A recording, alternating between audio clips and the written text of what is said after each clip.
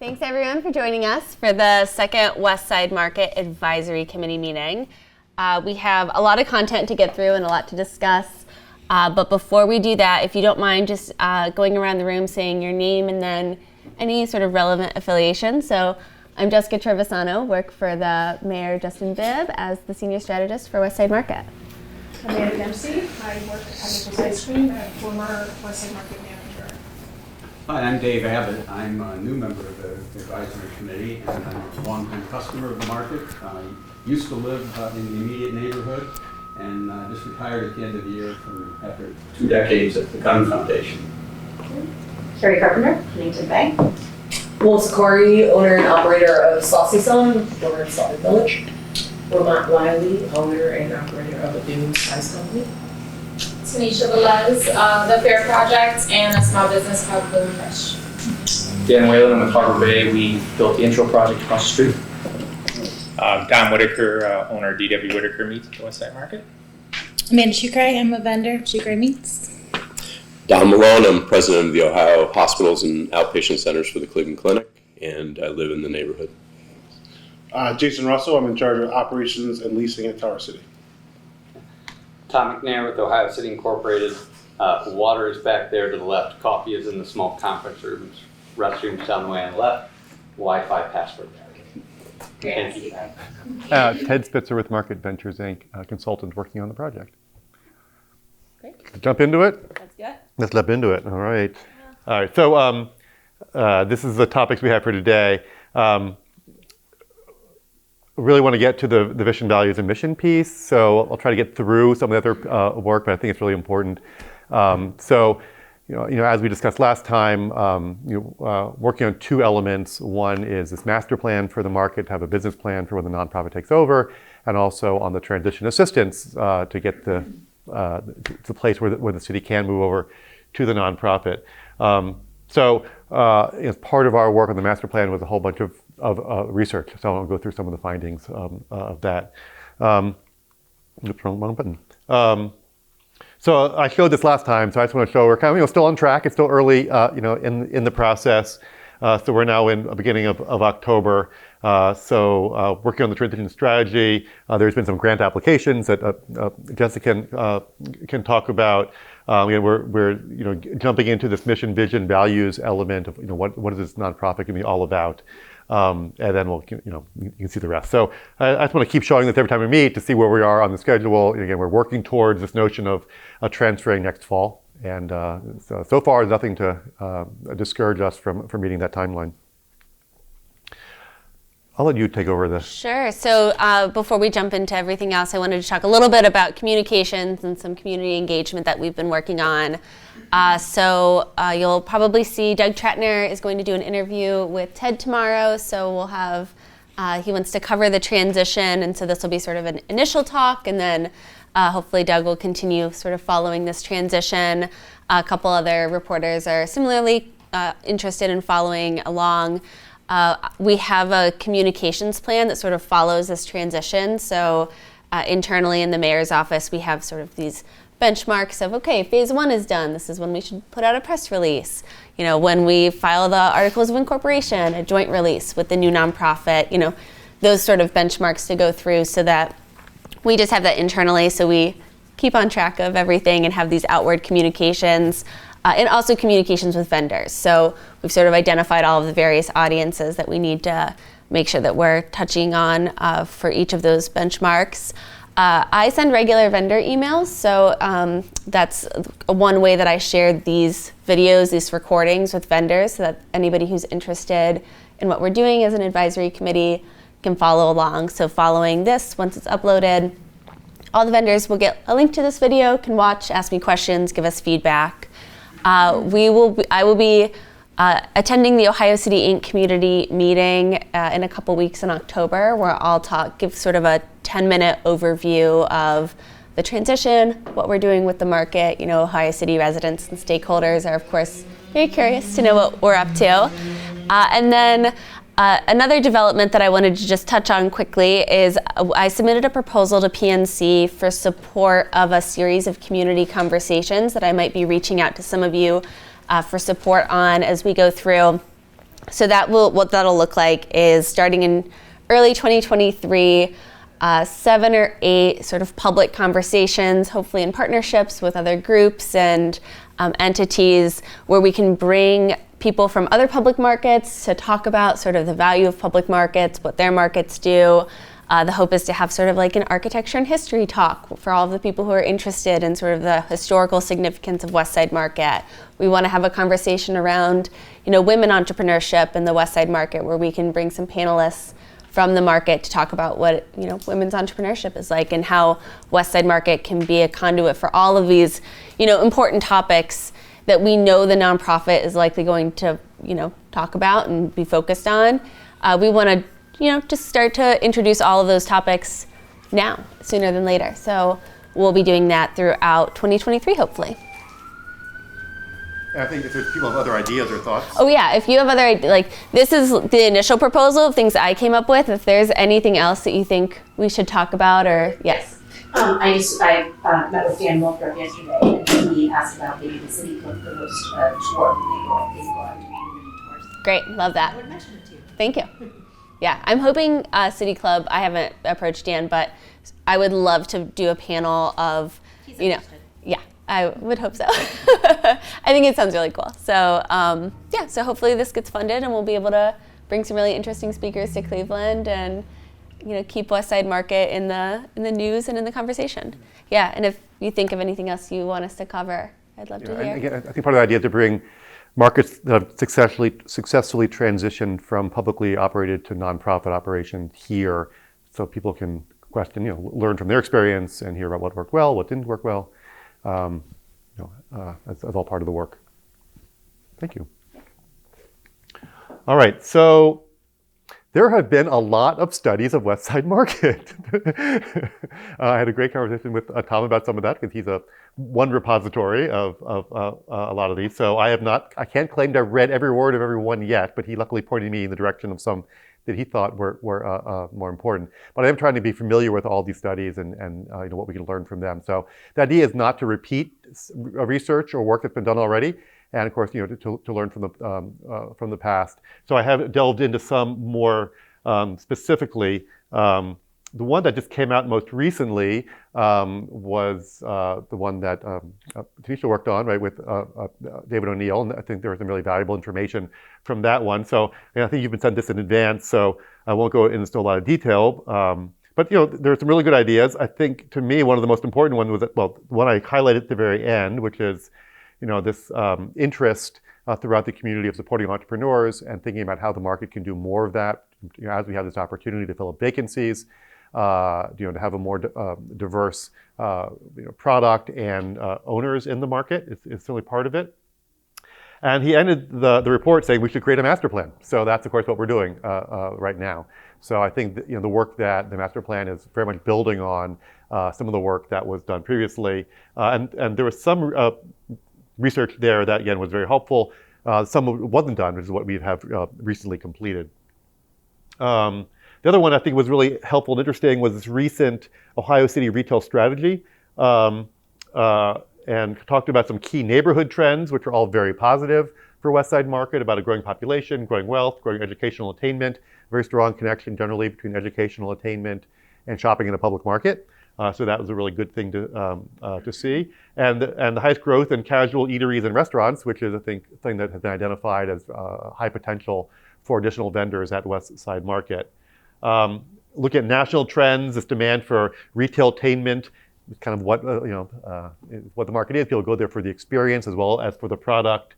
Some things which we need to work on, this growing preference for in-store mobile payments, which some merchants do and many do not. So some ideas about adding technology.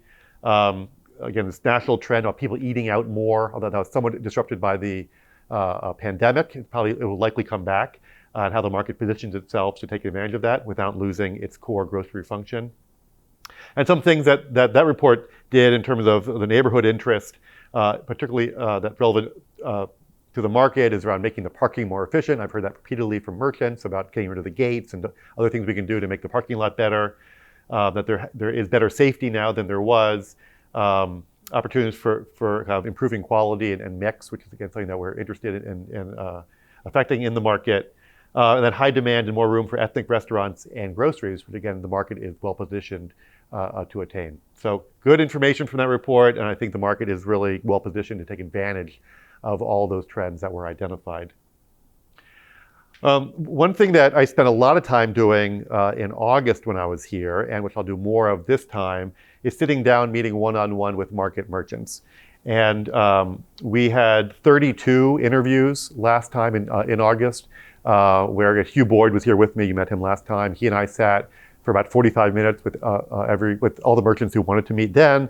I met one today. I have 6 more scheduled tomorrow. So that's 7 plus 32. So we'll be up to nearly 40 merchants out of the population of 48. So I think we've done a pretty good job of talking to everyone. Of course, we'll make ourselves available for others. To me, it's been super valuable. I got a chance to talk to some who've been here multiple generations, but also some who've been more medium term. I called them kind of between 2001 2017, and then a bunch of new merchants too. And they have different perspectives on a lot of different things.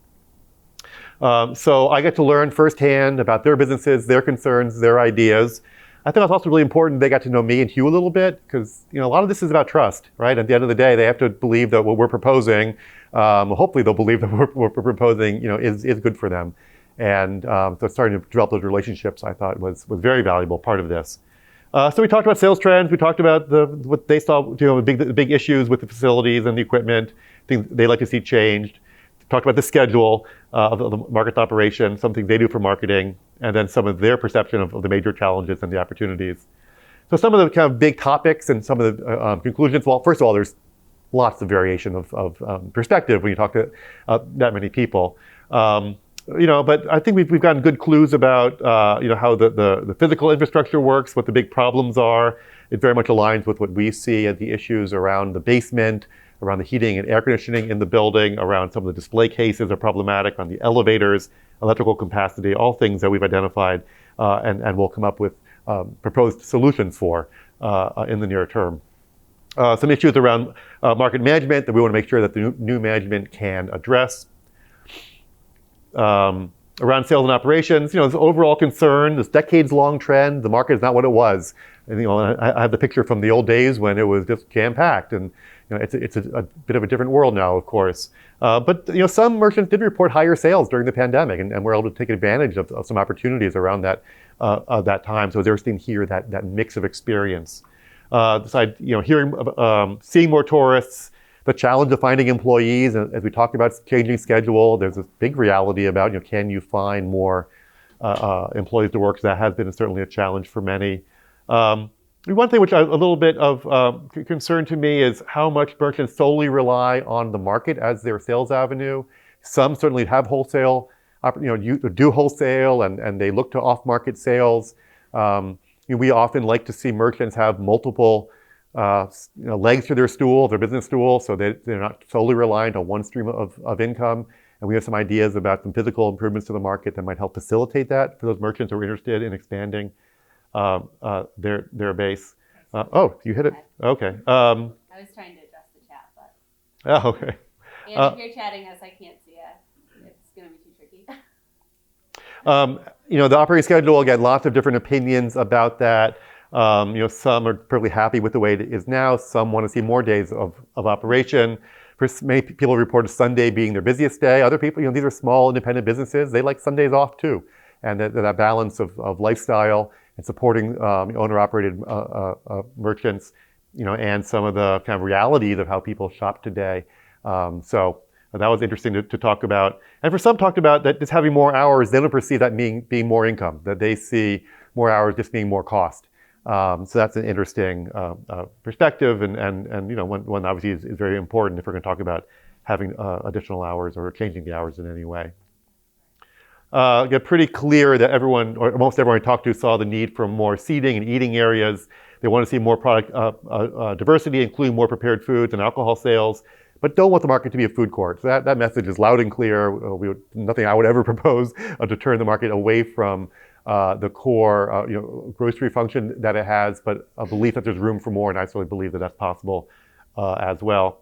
Then some interesting conversation around a shared commercial kitchen where merchants could do their own more product creation in the market. Many people rent space outside of the market for their products. So we talked about opportunities perhaps in the basement to create a shared commercial kitchen, which I think could be a really great asset to the market potentially. And then some interest in a farmer's market. Not everyone believes this, but some see the opportunity and value there. All right, let me keep moving here. So the big research activity that we took, that we did since we saw you in August was a customer Intercept survey. And the overall goal is to better understand who currently is shopping in the market. There have been some internet surveys done, so we have some general feedback from people, some of whom are regular shoppers and some aren't. But I thought it'd be really valuable to get direct information from people who are actually shopping in the market, understand their behaviors and their preferences. So that information will very much guide the master plan, good information for the master plan, but it has a second really valuable function, which is to create benchmarks. And in the future, if we're creating this nonprofit, we want to have clear metrics for its success. They might be around changing the customer mix or who the market's serving. Well, we now have baseline data about who is there, at least as of fall of 2022. So that's a really valuable, I think, set of information to look at over time. So the surveys were done just last week, like really recently. Poor Jessica got COVID and we had to delay a week. So, but she's a trooper and got it done, got all the surveyors there. She managed it on site, so she was there for all 3 days of the survey taking place. So I trained her and then he trained everybody else in terms of how to get it done. It's an exit survey. So the idea was we wanted to get people as they're leaving the market. So what did you do today? What did you buy today? Not what do you usually do? People don't know what they usually do, or they say stuff. What did you actually do today? So it still requires some recall. What did I do 10 minutes ago? Which people aren't necessarily great at, but better than what they usually do. Jessica and her team got 444 surveys done in 3 days, which is a really great kind of base, set of a good number. In statistics, most problems are overcome by having big numbers. So the bigger a survey we can do, the more we can have confidence in the result. This is not a random sampling procedure. We couldn't say, you must take the survey. People had to agree to take it. We had to make them want to take it. So Jessica is modeling the attractive customer survey to make people feel not threatened by people coming up. Some people don't want to take surveys. We don't know if those people are non-representative of everybody else. But we can't do it. We can't force someone to take a survey. So I think by having so many surveys, it makes us feel more confident that we have a pretty representative sample of people who are shopping. It is a certain time in September, and that can be different from a time in April or a time in July. So, again, all data has issues, but again, big numbers is really good. We did ask people to systematically select who they picked. So don't pick the person who walks by, pick the next person. Trying to take that piece of the bias, like don't pick people who look like you, don't people you think look nice, try to pick people systematically. So as good as we can get. So I think this is a great sample and it's some really good information. So equal male-female, which is great. Typically markets have more women shoppers than male shoppers, but we can look at the data. By having a bigger sample set, I can look at how women respond versus how men respond. And I'll break it up in a variety of kind of subways to see if there's anything different about different groups. So this is kind of basic demographic of who we talk to. In terms of age, we were pretty close. So the blue was our survey, the red is data for the Cleveland metropolitan area. As you'll see, our customers come from the whole metropolitan area, so it's a probably good estimator. Did we do a pretty good job? So we oversampled 50 to 59-year-olds. We undersampled in plus 70-year-olds. And I think that's fine because they're probably more of our shoppers. They're 50 to 59. And we can look at young people versus old people or anything for, as we analyze the data. So this one's really interesting race. We asked people to self-report, do you identify as white, black, Asian, or another race? 414 people answered that. That's what the N means. Out of the 444, 414 gave us answers. So we're not at all like the city of Cleveland. We're a lot like the region. And you'll see if people came from the region is kind of why, probably. So 14%, 77 were, or 79% nearly, self-identified as white, 14% as black, and 8% as other. About 6% identified as Hispanic, about 8% in the region, right? So we determined 6%. So we're right on it with for the region. Income is quite interesting. So what I've done here shown 3 data points. The survey is blue, the city of Cleveland is red, and the green is the Cleveland metropolitan area. So we have many fewer low-income people who took the survey, and then you see much higher kind of oversampled in terms of higher income folks. So what does that tell us? Well, again, we can look at people's answers to see if people with lower household income see things differently than higher income people. In terms of sales, attacking a higher income demographic, it generally means higher sales. So anyway, interesting baseline information there. I did break it up on the right just to kind of make it into 3 chunks. Have lower income, $25,000 or less, middle income, 25 to 75, and green is above 75 on the right. This is how long it take you, how do you get to the market? So currently 80% people said that they drove themselves. So that's really important. We think about parking. That large percentage of our customers are driving, we need to be very careful about making sure we have enough convenient parking for them. And this is people who are coming, right? There might be people who don't come because they think parking is not convenient. So a very large percent are currently driving to the market, fairly small percent. About 11% are walking, only 5% are taking public transportation. Again, I think really good baseline data. If we could set ourselves a goal perhaps of more, what might one do to encourage more public transportation. Travel time to the market, interesting, I think, only 9% said it took them less than 5 minutes. So those are your neighborhood residents. A lot of people are coming from a wider area, and we'll show their home zip code in the next slide, to see why. Because in fact, they're coming from a lot of zip codes. So we asked them, what is your home zip code? There were, of the 438 people who answered the survey, they came from 163 different zip codes. So this chart shows those that had 6 or more people living in that zip code. So clearly the biggest one was the Ohio City neighborhood, but it quickly drops off to being very disparate. And for 111 people, they were the only person in their zip code reporting coming to the market. So it's extremely diverse. Now this is very consistent with my research at other public markets. I often hear from folks that the market's become more people living nearby, working nearby, and when I do the research, it's people from the whole region. And that clearly informs your marketing strategy, where you're going to advertise, and it drives a lot of other, I think, strategic decisions. So here's some really cool maps that Angelo, your husband made maps for me yesterday. So we have people coming from all over the country. So we certainly have this tourist thing happening, people from California and Florida and all over. That's the first map on the left. This shows the region. And so people probably driving, are visiting Cleveland from all over neighboring states. And then the third map is the number of people in each of the zip codes in the area. So I think interesting conclusion about this is that this is not just a city asset, it's clearly a regional asset because it's serving people from the entire region. Now we have some really good data that shows it when we talk to funders maybe who have more of a regional focus. It's not just Ohio City, it's not just City of Cleveland. It's really people from the whole area who are taking advantage of the market. The question was, did you come to the market alone or with other people? The largest group was coming alone, but there are lots of people who came in large groups. The biggest group was 60 people. I came on a bus with 60 people. Okay, well, group size was 60. So there are a few outliers, but it's a very social experience. I mean, we know that, we see that. Now we have the data. People generally go to the supermarket by themselves. We talk about this as a third place, as a place to not only meet people, but to bring come with people. We have some really great data now to show that. The question here is, before today, when was the most recent time you came to the market? That's on the left. So I like to see a healthy mix. So we have 14% are first time here. Any business, you want to always be introducing new customers to the market. And so even after 112 years, we have a bunch of people are coming for the first time. But you certainly want people who are coming all the time too, your regular shoppers. So we have 70%, that's not possible. Yep, it can't be 70%. That must be a wrong number. It's like 30-some%, based on the size, are coming. Were here, had been at the market, within the same week. So they're coming on a very frequent basis. So that's great to see too. And then some who come, infrequently. So I can now look at this data. I didn't have a time because we did it so quickly to now cross-tabulate this information with how much money people spend and what they're spending on and other things.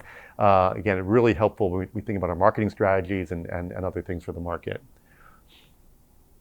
This must be 34 within the last week. 34%, yeah. Then the next question was, how long ago was the first time you visited the market? And by far the largest was more than 20 years ago. So people have, as we would expect, people have very long connection, very loyal connection to the market, tremendously valuable to have that as part of your customer base.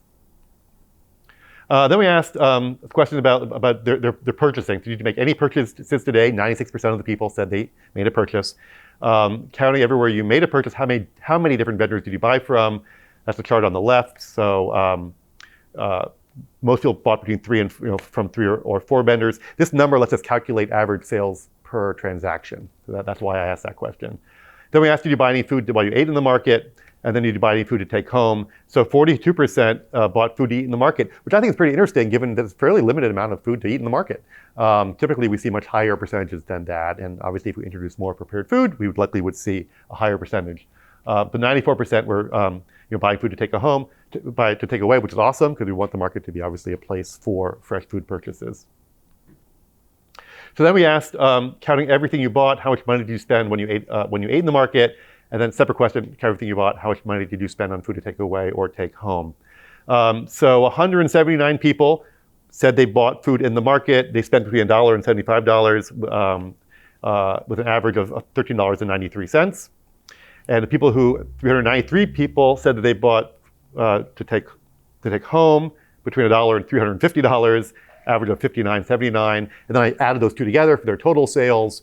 And the average there was $61.59. That's a really high average, and it's great. Now, averages are affected by outliers substantially. So we have some people spending a lot of money. An average is an average. It's a mathematical computation. It's not wrong by any means. And we do rely, as every small business knows, on those big purchases. Someone comes in and spends $100 on you. That's awesome. But it is interesting. Again, a lot of small purchases and a few big purchases, make up the average, of course. So then I looked. This is data where I'm comparing similar questions I've been able to ask in other public markets where I've done research around the country. So it's a little bit older. I ranked them by the date. So I did the same question set in Lexington Market in Baltimore in 2014, and then I inflated it from $2014 to $2022. So it was like $18 they're selling back then. It's now worth $24, whatever that number is. So even in inflated dollars, current dollars, you see it's well below. So that's interesting, I think, that the market is performing better than any of the other markets where I've done this research before. That's a very, very good, I'd say, thing to see. Do you think that's more reflective of or more of the grocery versus prepared food, and maybe those other ones, like Reading Terminal has more prepared food, and some people might just be something in to get lunch versus buying the groceries? Mm-hmm. Yeah, typically people will spend less on average. It's an average, right. So there still might be more sales, and probably is more sales at Reading Terminal because it's doing extremely well or has done extremely well. This is only one metric. Yeah, it's a great point, absolutely. Yeah, and as we saw, the prepared food sales are much smaller than the grocery sales. I was able to start slicing and dicing a little bit. So I looked at our average sales different between male and female. Women spend more. That's actually pretty common. Not hugely different, but there is some a difference. I looked at compared to like who's shopping. If you came more recently, or you came a long time ago, is that different? And the people who come less frequently actually spend more. So again, we think about marketing strategies, who's going to spend the most money, where do we put our efforts. It's not enormously different, but there is some. People come most frequently. Now, those people might be relying more, might be coming more frequently, buying smaller amounts. Again, they're still really valuable customers because they're buying frequently, and add it all up, it's worth more than someone who comes infrequently. I looked at average spending by household income. This is pretty typical. People with more money spend more, and so that is affirmed. Through this data, but not to say that there's small amounts by any means among people with lower incomes. Average spending by age, our 50 to 69-year-olds, which is the green, are spending the most on food to take home. Our grocery shoppers, would be as I would expect. So a really important demographic. Then we asked people where this time of year, where do you buy most of your food? Most people said supermarket. Some people said supermarket and West Side Market, which generally I'd throw that data away because they didn't answer the question. So you can only have one most. I kept the data and I put it as supermarket because I wanted to be able to record where they're shopping because I want to see the competition. So I didn't want to lose that data. So I say this to say a lot of people were saying both supermarket and West Side Market. I just recorded it as supermarket. But I did it because I want to make sure I really wanted to know, because we have to follow a question if you shop at the supermarket, which one, hence we can really know who our competition is. So we see Giant Eagle was the most referenced, followed by Dave's, Aldi's, and Heinen's. Now I didn't take out data for people from far away yet. I mean, again, I can clean this up a little more as we go on. This did include people from California, but you don't really care about where they shop at supermarkets. Oh, it was like lots of things. Other would be like what's not there. No, this is actually just supermarkets. No, this would be like random supermarkets like Albertsons. Other on the left could be farmers markets. Yeah, the 8% would be farmers markets. Or CSA or like Imperfect Foods. Or My Own Garden. Yeah. People said there. But those are supermarket names, which were just random names that there just weren't enough of them to record them as something. We have a series of questions compared to other markets that sell similar products. Would you describe the quality and then the selection and then the prices of products that are much better, somewhat better, about the same, somewhat worse, or much worse? So the blue is much better, and then the red is somewhat better. Now you typically would think people who shop somewhere, they've chosen to shop there, they would think it's better. That's why they shop there. So this is always skewed towards really good, and it's pretty common the people not to like prices anywhere because they think food should be free. In general, the market does rank well. It does particularly well in selection, and that was mentioned repeatedly in the open-ended question about why do you shop here? It's just great selection. So that's great, and we want to keep, of course, building on the selection. And also, again, it just gives good ideas of how do you market, the market based on why people shop there now. A fourth question was, what do you think about the service in the market? And then explodes, like people love it. So that personal touch, those connections we have, we know is so important. It was clearly reflected in these data. What additional products would you like to see sold at the market? So we let people answer up to 3 times, and I combined them. So the most common answer was more prepared food, is what customers are asking to see. So it's consistent from other studies and from what I've heard from the merchants. Everyone agrees we should have more prepared food. And then beverages was second, particularly with alcoholic beverages, but it was also with coffee and some other beverages. People said they want to see more produce. People want to see more ethnic food. So those are, and then seafood was the fifth one. What do you like best about the market? Again, there are 738 total answers. Again, adding some people, you could answer up to 3 times. We kind of press them. What else do you like? What else do you like? Then I combined them all. So the variety was the number one thing that a customer said that they liked, followed by the vendors. And these were said in different ways, but I lumped them together. Something about the service, something about the personalities. I was mentioning vendors in some way. I put under this vendor category. And people really love the atmosphere of the market too, of course, the building and the experience there.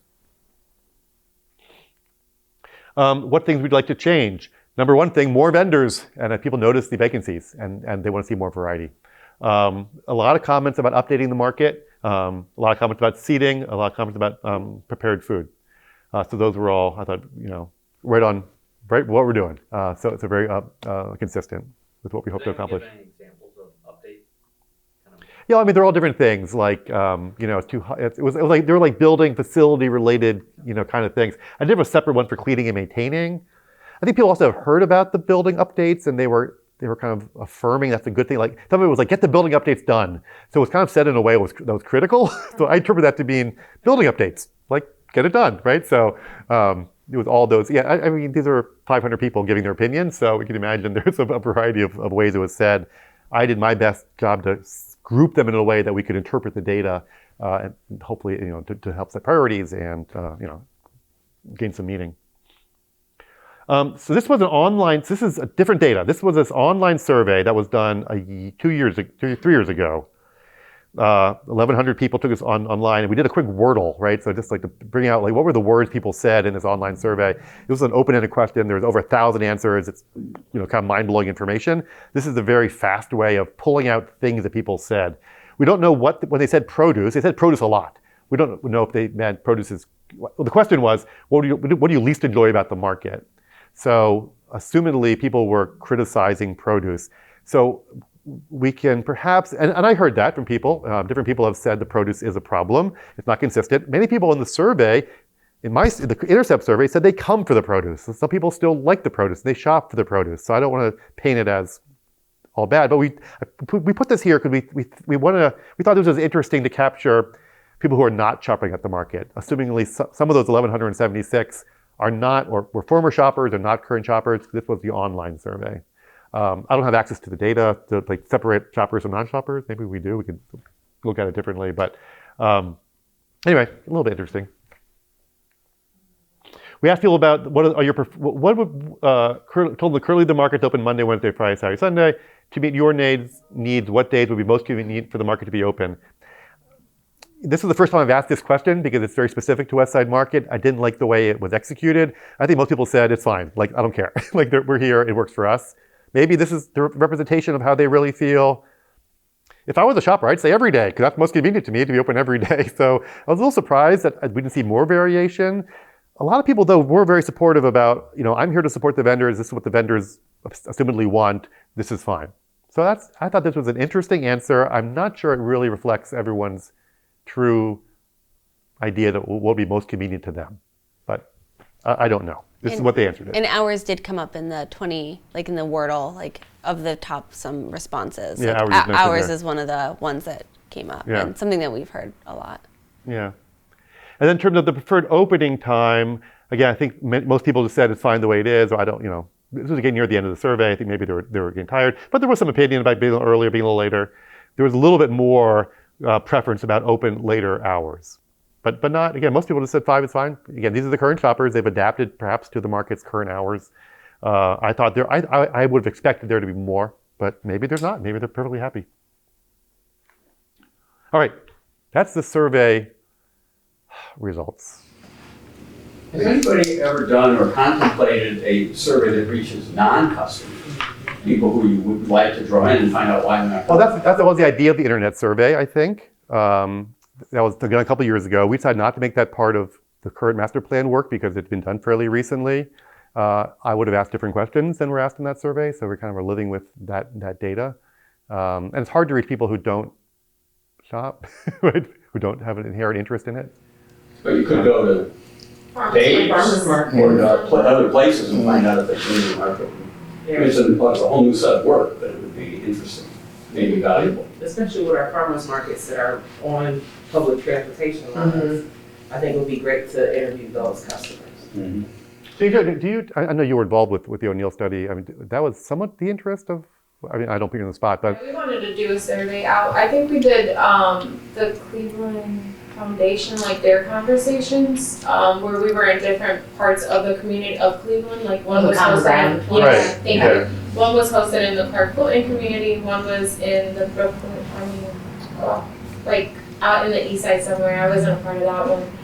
But it was 3 different conversations, and then we got information from those studies as well. Right. Or from those conversations. Right. So they're like focus group-ish kind of? Yeah, kind of, but it was more of a conversation that we wanted to just understand who shops at the market that came to the table, who doesn't. Yeah.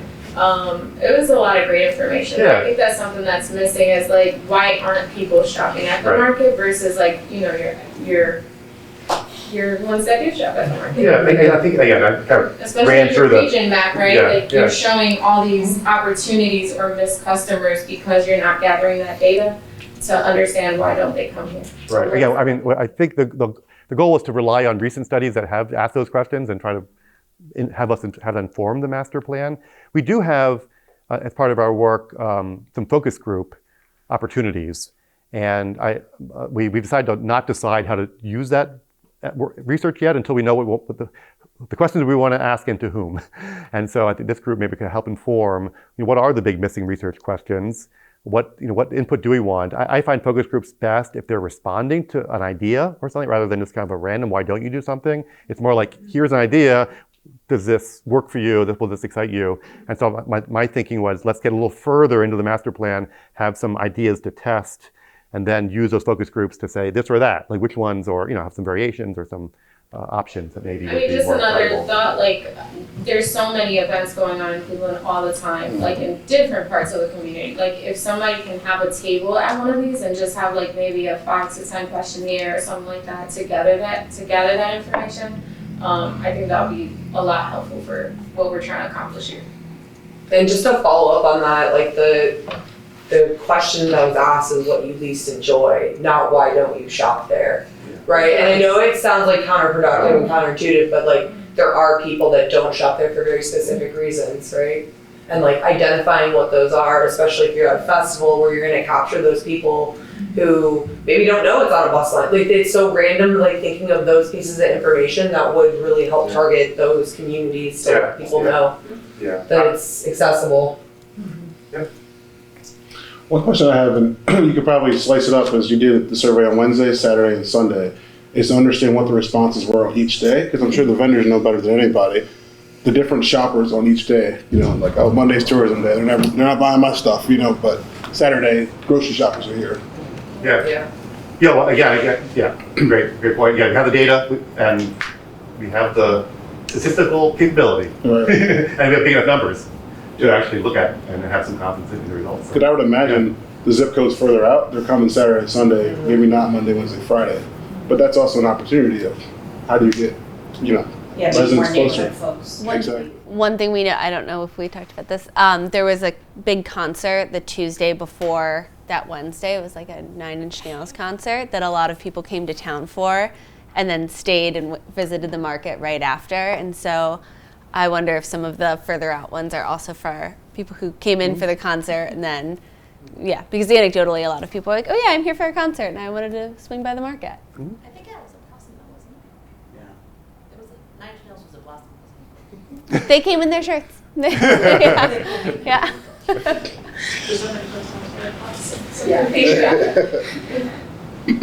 Any other thoughts or comments? And again, we can look at the data any different way. And if you have any particular questions or thoughts, I'm happy to. Dan. I can share the results of the 2019 survey too. We have like a monster PDF if anybody's curious. I can send that out. If there are any questions asked specifically about the product itself and the quality or consistency, I shop regularly there, and there's certain vendors, some seat at the table that you can always count on quality and consistency. There's other vendors where you can almost always count on the opposite. And so I wonder if that came up indirectly or directly in any responses. It did. I mean, I answered this rather blanket question about how do you rank the market for quality, and some people, one of the potential answers was depends on the product, and so some people answered that, and then people also wrote the comment. So that's absolutely true. I mean, it's not a blanket. It is varied. So yes, we did hear that from folks. Now, do I have enough data to say who felt that way based on some demographic? No, there wasn't enough people who said that. But we can look at, I can certainly look at how people ranked in general. The problem, statistically, most people said it was good. So, that's not a problem. I mean, I can look at it and see if there is meaningful variation based on demographic factors. Right.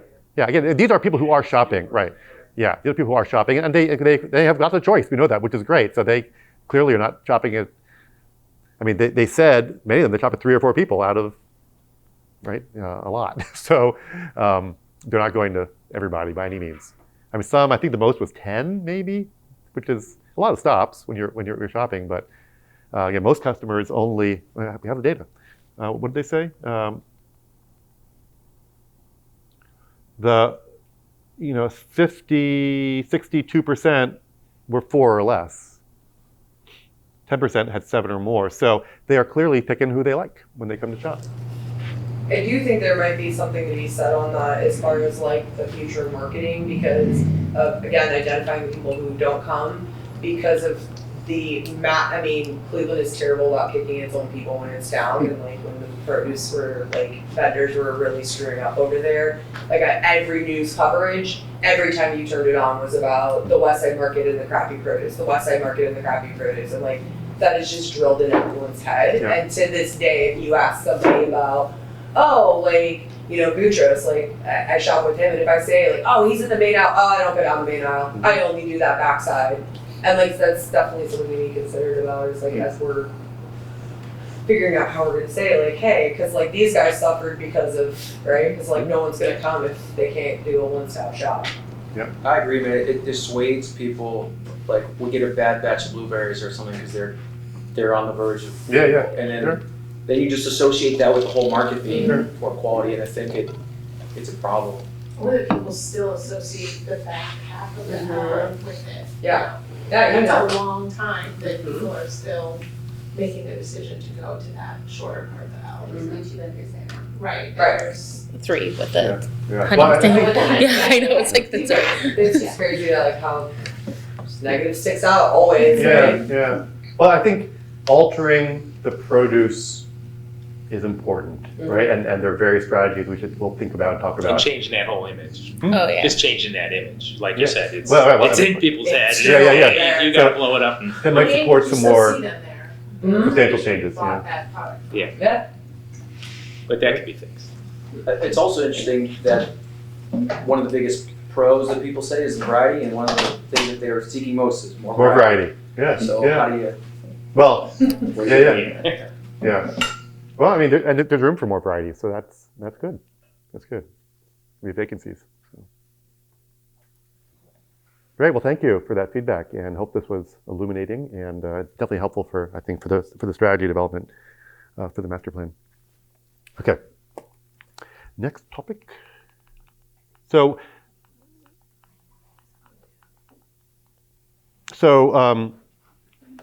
I think best practices now in nonprofits is to have clarity about 3 things when you get started, or for the nonprofit organization. Clarity around what its vision, what it's trying to accomplish. Secondly, it's a clarity around its values as an organization. And third, having a clearly stated mission statement as part of it. Now, and Jessica mentioned to me today that she's starting to look at grant applications and they want to know this information. So it's timely just for the fundraising, which we want to, we're trying to do anyway, but it's also really, important for the market. So who should make up this mission statement for the market? Well, I think it's this group. It's the most logical place to create it, support it, hand it to the new nonprofit. Now, the new nonprofit can alter things in the future, but it'll be, I think, welcomed to the board to say, okay, this is who we are, this is what we're trying to accomplish, this is our mission.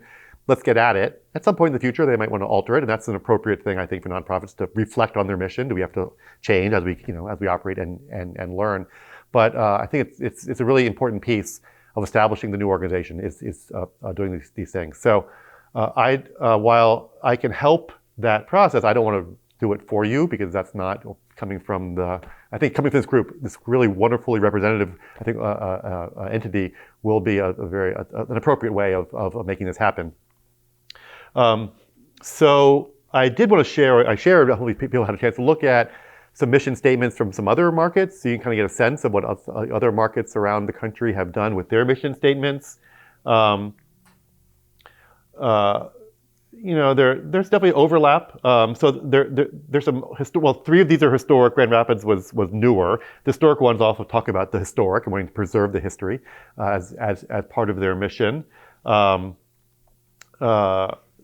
think the mission needs to be several-fold. One is very much to guide decision-making by the board about what's best for the market. So that's a really important function. And it wants to always do things that are on mission and reject things which are off mission, particularly when it has program ideas. Oh, let's do a X event. Does that really support our mission? No, it doesn't really. Let's not do that event. So it's really useful guide. It should be used. It has to be something that is used. The other really important, I think, piece is that it sends signals to funders that it's the market's doing things that they care about. And so we have that more global, I think, interest in making sure the mission is going to do things that the community cares about, the philanthropic community cares about, make them more likely to support the market. The one I've always I found funny is Pike Place Market is one of their jobs is to support small shops. I understand that. Support marginal businesses. And to me, this is like one of the nitty-gritty things. Like, is it your goal to keep them marginal then? Like, we're supporting our job is so. I think these words are really important because if I was a board member, like, wait, that person shouldn't get too successful, although they'll be a marginal business anymore, and then we failed because they became something that they weren't. So now clearly Starbucks started at Pike Place Market, so they've had some hugely successful businesses, but I don't think supporting marginal businesses is a weird idea in my mind, what a mission statement should say. Another one, I think Reading Terminal is a little long. Like you know, if you can't say it within 3 or 4 sentences, you need to hone in on what the mission is. Because it should be easy for any board member, hopefully easy for an advisory committee member to say, this is the mission of the nonprofit. Go 1, 2, 3. You know, it's like, that's all my brain can hold. It's like 3 pieces of information. So I think keeping it tight is also really valuable to make sure it is easy to remember and useful. So I thought, what Jessica and I thought for today is that it'd be really great if we could just focus on the vision piece. And the idea of the vision is to kind of, you know, close our eyes, and it's 10 years in the future. We've made this transition. The market is where we want it to be. Can we briefly describe that future? And again, in only a few sentences. I put this up because this was just presented at the first advisory committee meeting, like kind of the vision that, or it's kind of vision language that kind of came out of the mayor's office, right, about the market. So this is not meant to be the answer. It's just some language that maybe that was presented last time. So I thought it'd be kind of useful, at least where the city administration is heads on in terms of why we're doing this. It's not exactly vision language, but it's kind of, you know, it's certainly relevant, I thought. So I threw that up there just as a, you know, that's something that we've already kind of talked about a little bit. But what we wanted to do is kind of break up into a little bit smaller groups. And if you take a few minutes for people to write down, maybe they already done it before you came today. If you didn't, just do that, close your eyes. What does the market look like in 10 years? And then have the small groups just talk about it, maybe come to a little bit of consensus around some common language around that. And then we'll come back to the whole group and report out. We're not trying to finalize a vision today, but I think we can make a lot of progress if we kind of share our ideas about vision and get all of these ideas on the table, at least have it all kind of out there in front. Dave? Could you go back one to that? One of the struggles nonprofits have perennially around visions and missions is which, how do they bleed together if not? And I would point to this and say, this sounds a lot more like a mission statement than a vision statement. Because it talks about the organization will do. And the vision ought to be what this thing is in 10 years, what we want it to be like. How we get there is what the mission statement. And like the revenue streams is a tactic. Yes, right, sorry. So ignore this. Ignore this. Ignore this. Yeah, so do you want to? Yeah, so the idea was to sort of break everybody into groups, looking at who's in the room. I think, Don, you can go in group 4, and Dan, you can go in group 3. But if you guys just want to sort of 1, 2, 3, 4? I think we're just going to have 3. Maybe 1, and then 2 in that maybe back room. And then 3 can just stay at this table. If you want to, you know, if you need to take a couple beats to sort of think a little bit more about your vision, that's totally fine to do. But maybe we'll give like 15-ish minutes to, the idea is to share your visions. So if one person wants to be sort of the note taker that puts all of the visions onto one piece of paper, and then try to consolidate it. So into your group, you know, go from individual visions to a group vision, and then we'll do that one more time here. What is that noise? Seriously. Alarm system. It sounds like my cat's like a food bowl. So group 1 is where? So group 1, maybe go to this like little front lobby area. Group 2 in the small conference room. Group 3 can stay at the table. And Ann and Bonnie, maybe you guys can like chat back and forth in the chat. What happened to group 4? Where are they? There's no group 4. Oh, sorry. Group 4. No. Group 4 is 1, 3, 4. Okay. I'm getting rid of group 2. No group 4. Yeah. Okay. Sorry. So group number 1, a premier destination providing an experience of food, cultural diversity, and culinary discovery. Group 3, the best public market in America that celebrates history and heritage while continuously working to make the community stronger. 4, a welcoming and thriving public market that serves as the community's diverse food hub with a strong entrepreneurial ecosystem. Nice. Anyone want to comment about another group's things that's like maybe that interest you or that you like from a different I'll group? say it in the first group, I like the culinary discovery. Yeah. And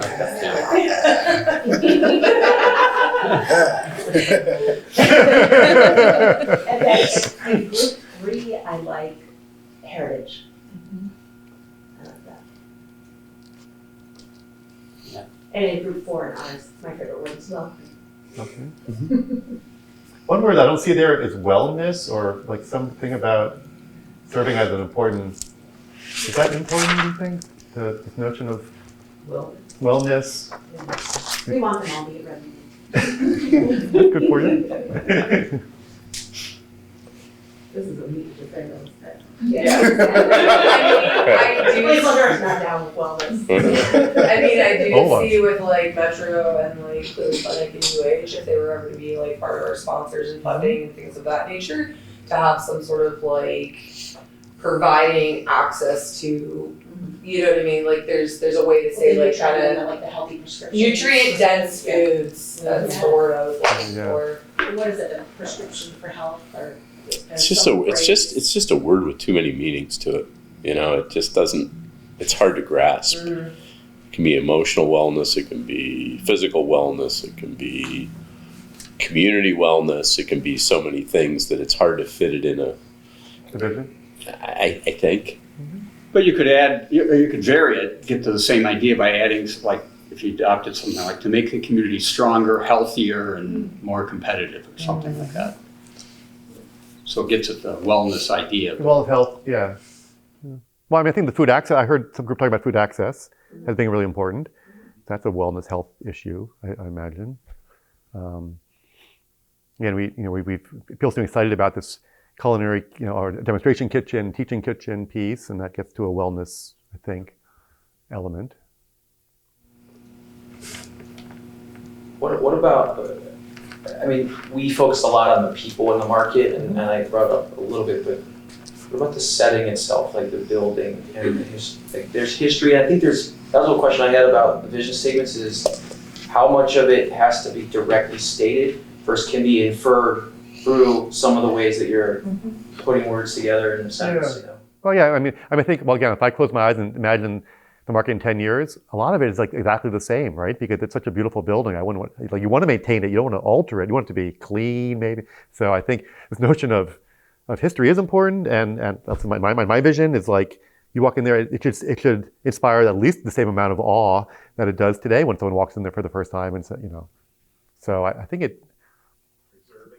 Preserving it, yeah, like something about that we don't want it to alter too. Right? Preservation might be on the physical side quite important, I would think. And that's also where the mission statement can reinforce or make that point by saying the board's role is to preserve the unique cultural and historic and physical heritage and character of the market. And you can play with the words. Even in the first sentence, you could say a welcoming historical destination rather than a premier destination. Yeah, something premier, like that. Right. You can alter things. Yeah, I think there are good parts in all of them. I mean, the idea of the best public market is, of course, what does that mean exactly? Like which qualities? I mean, I love the aspiration to be the best. We absolutely should be the best. What exactly?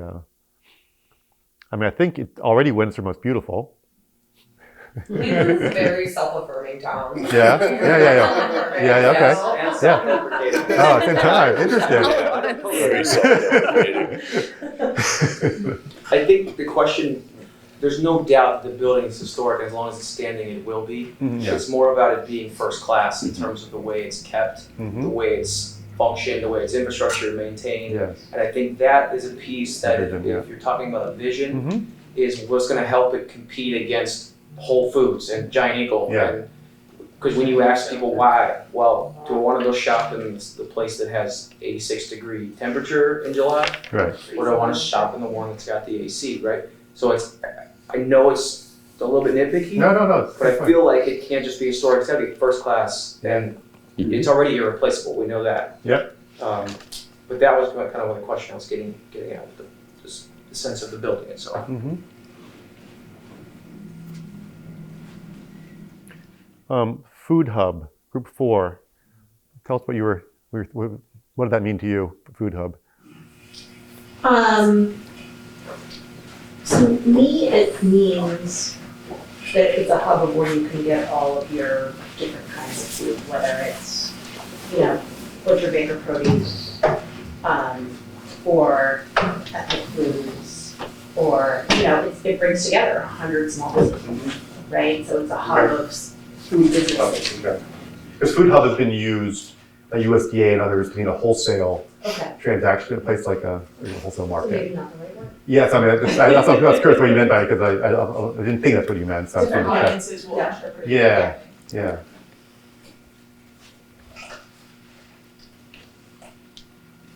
And entrepreneurial, and I may also would ask you, Group 4, entrepreneurial ecosystem. What exactly does that mean?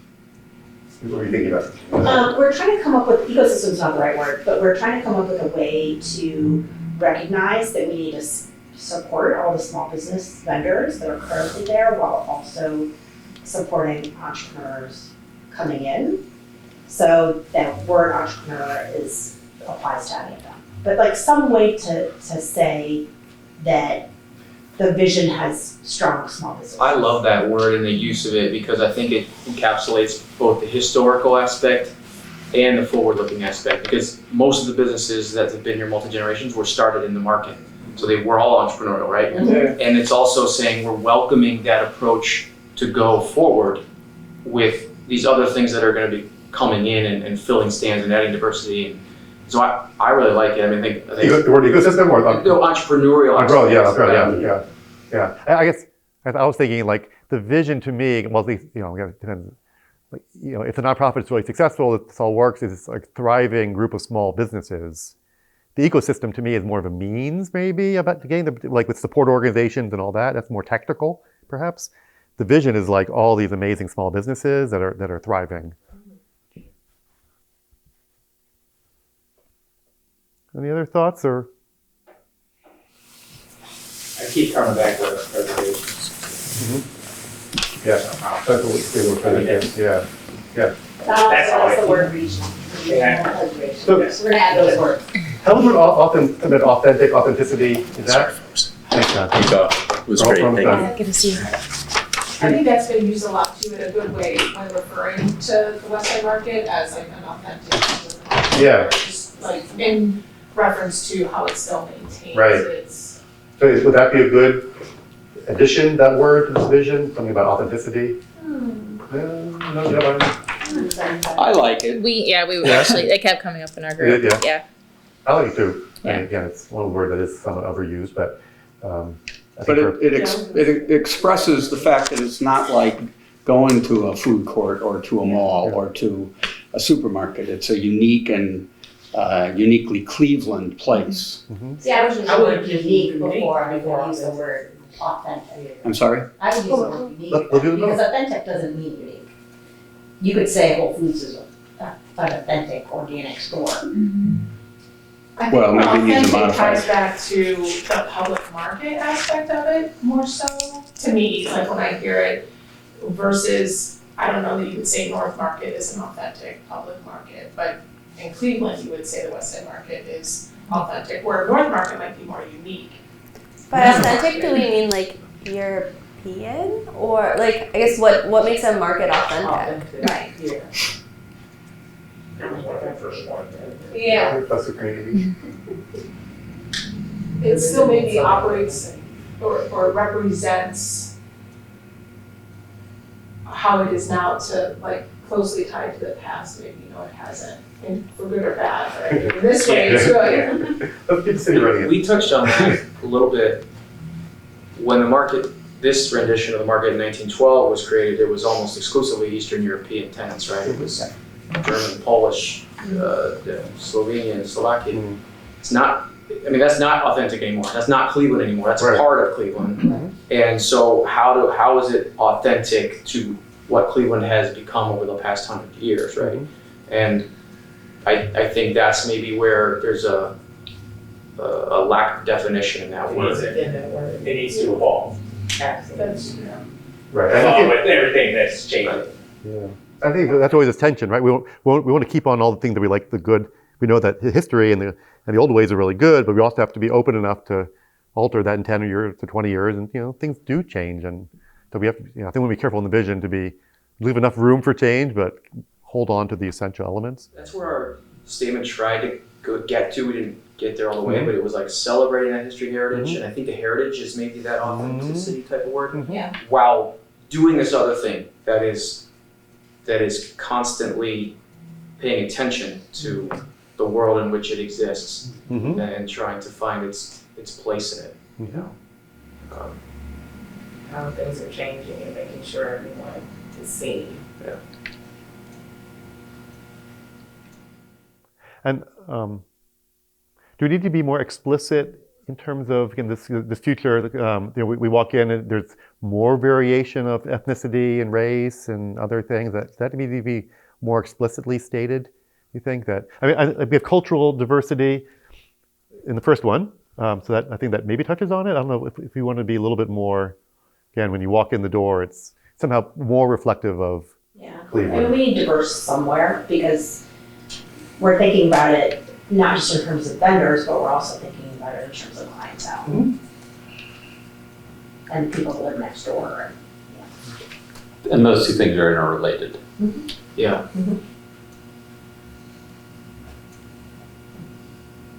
Okay. Well, it's 6:30, not 6:30. Oh, 6:37, my goodness. Shall we release them?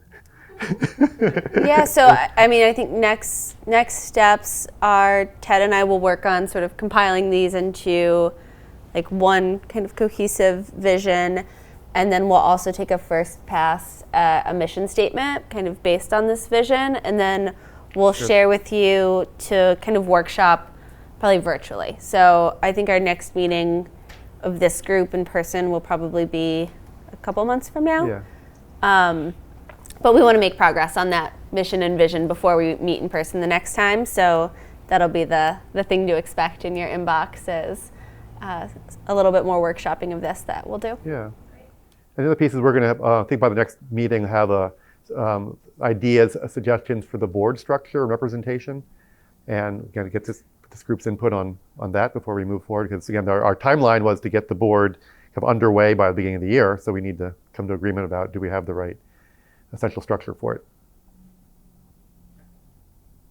Yeah. Thank you so much.